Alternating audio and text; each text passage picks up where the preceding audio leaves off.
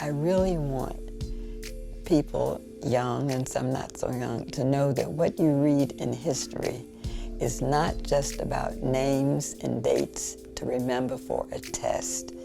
These are things that happened to real people, had impact on real families. And if nothing else, they need to know this so that it won't happen again. Because we're in a situation now where I think we need to be very cognizant of things that happen, why they happen, and what can be done to prevent them from happening again. I'm not sure I'd ever even heard the Ernest Green story, despite the Disney film. I think I knew that President Eisenhower had sent troops at some point to escort black students into a school in Little Rock during desegregation, but what I knew was a story that was blacks and whites. It wasn't really a story about people, these people, the children who faced that, their families and their community.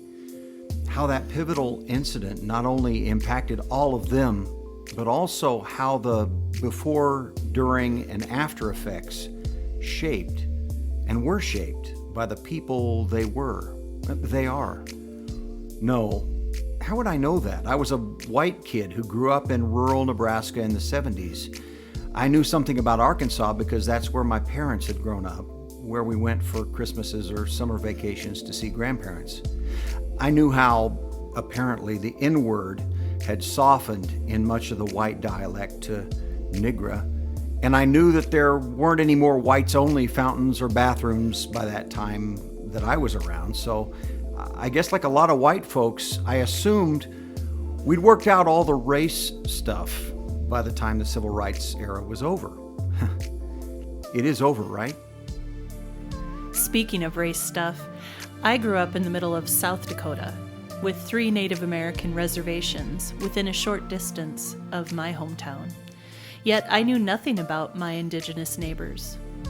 Growing up, I had friends who were Lakota, but I knew nothing about what that actually meant for them or for me.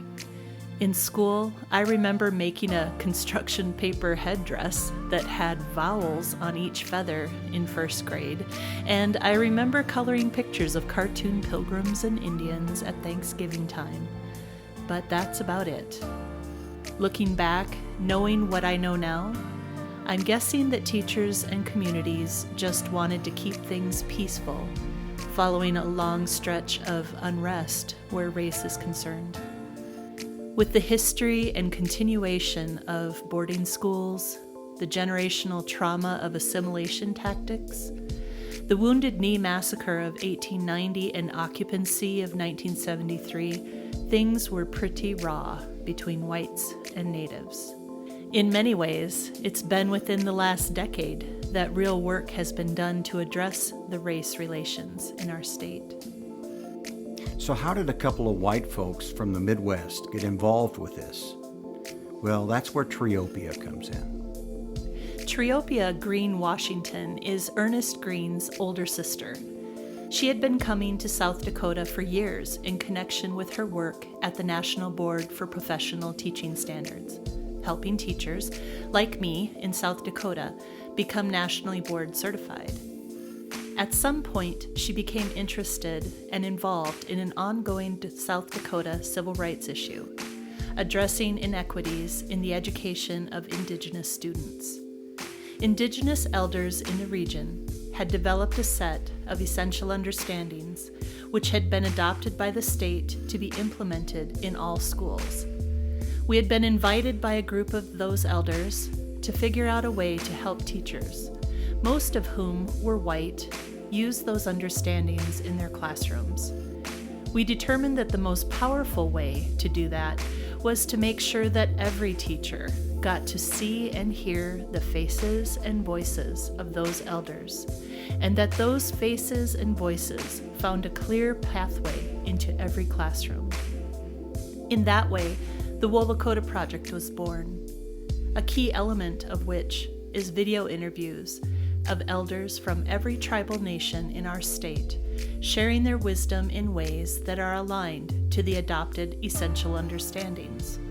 Triopia eventually moved on to work for Bowie State, a historically black university, but continued the South Dakota connection and became so intrigued with the model and process, she agreed to serve on the Wolacota Project Advisory Board and began presenting along with us at various state conferences, always suggesting, "I think this approach could work in our black communities too."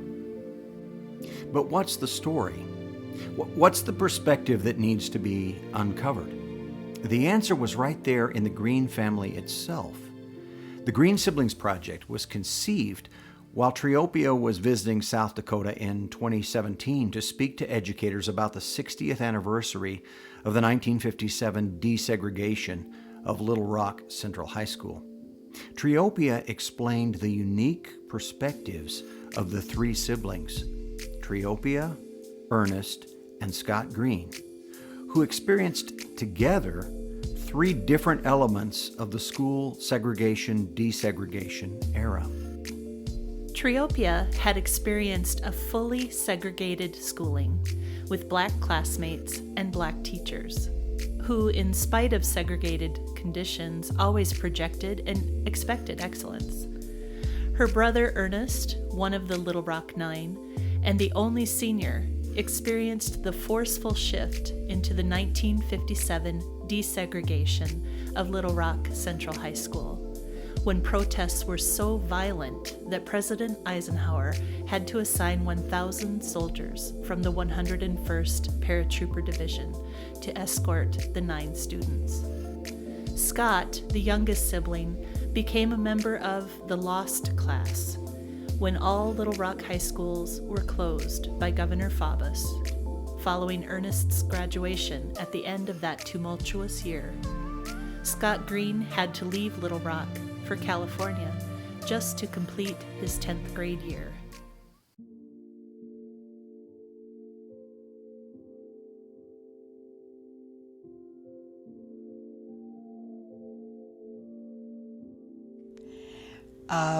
I often talk with my brothers about how fortunate we were to grow up in the kind of family that we did.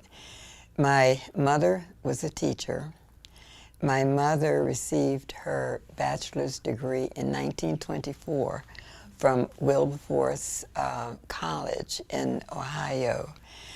My father was a World War I veteran. And in fact, some of the first words that I remember being taught were "Parlez-vous français?" He spent quite a bit of time in Marseille, and I recall his talking about that.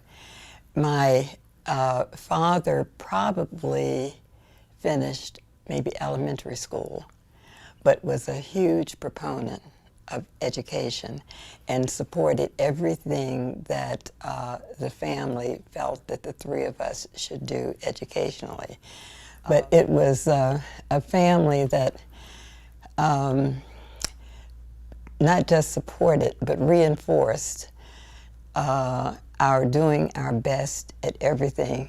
I can remember coming home and telling my mother when I was in elementary school or junior high that I'd gotten first prize or had gotten and earned an A or something, and she would say, "That's nice, but remember, you can always do better."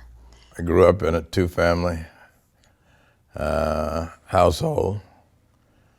A sister who won't admit it, but she's a few years older than I am, and a brother who's a few years younger than I'm the middle child. The neighborhood that I grew up in was probably, I thought, ideal. I mean, Mother and auntie, they made sure that we knew how to function in the world. My mother, since I'm the last one, my mother taught me how to take care of myself. And when I say myself, I used to help Mother with her dresses when she was in college. help her do the dresses. I'd have to put the damn thing on, and Mother would do the hem. But I learned how to sew from my mother, and especially how to take care of yourself. When I say take care of yourself, you know, it's basic to be clean. You don't have to have a whole lot of money if you have certain things ingrained in you. But this was growing up in the Green household. Well, I guess growing up in a fairly monocultural community in the Midwest had made me think that any black children growing up in the Jim Crow South would have had a drastically different experience than my own. And sure, in some ways, the Greens were having to deal with things I'd never dealt with, but in many very fundamental ways that included family and community dynamics.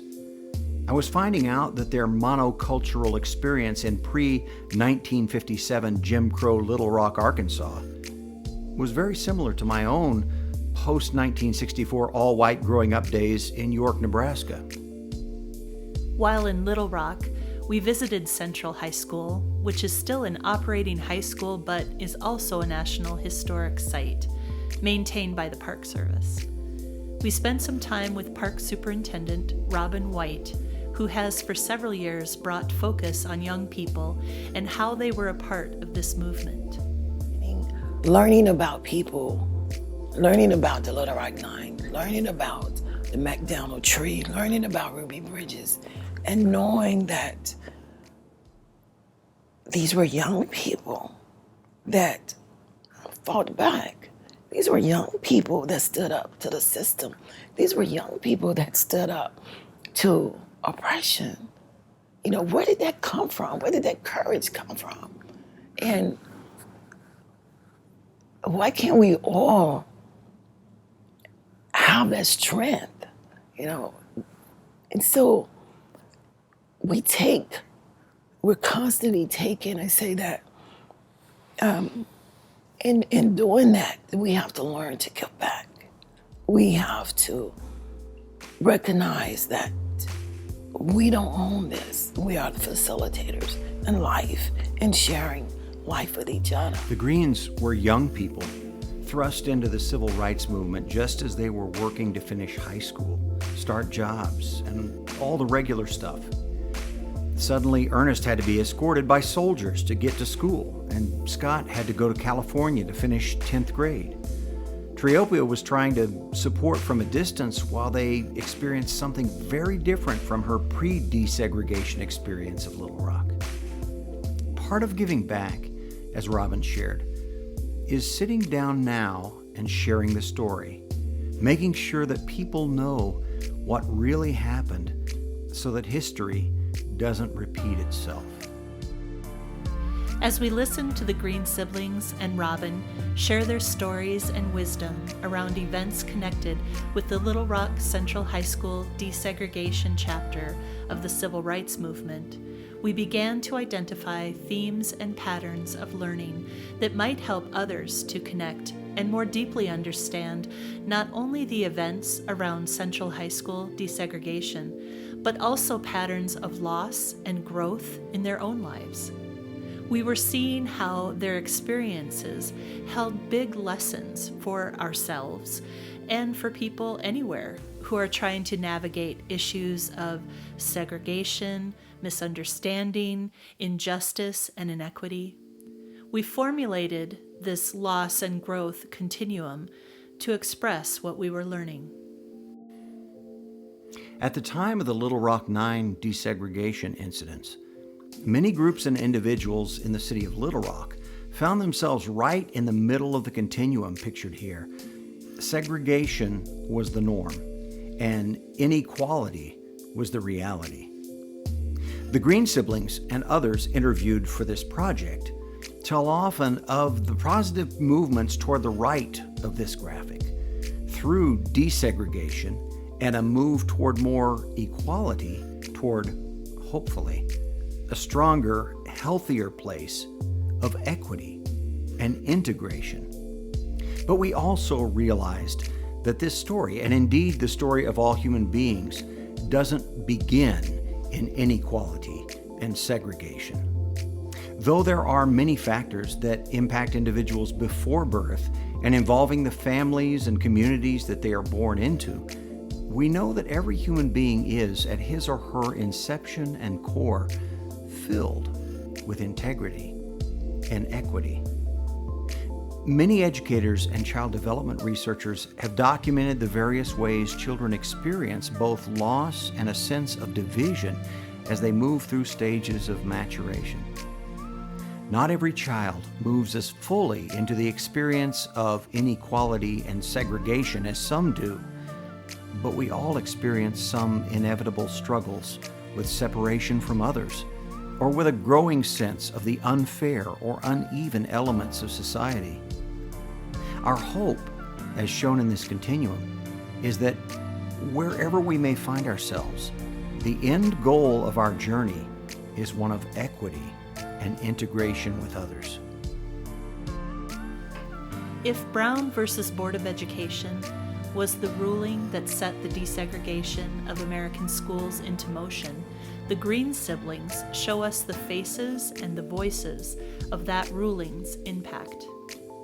Though we have learned so much from our hundreds of hours of interview conversations with Indigenous elders, and from years of conversations with Triopia, we knew we had more to learn, and we knew where the learning power was situated, in the voices and faces of those who have first-hand experience.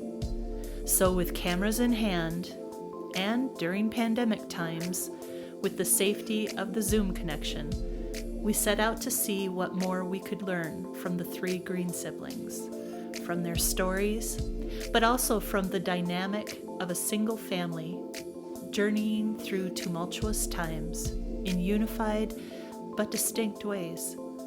We can't capture everything in a single documentary, but we can set out a map for further learning, for further growth. We hope this will be a path you will take up in your own community, whether, like us, you have been sheltered and blinded by privilege, or you have been through your own journey of navigating and overcoming the inequities woven into the fabric of our society.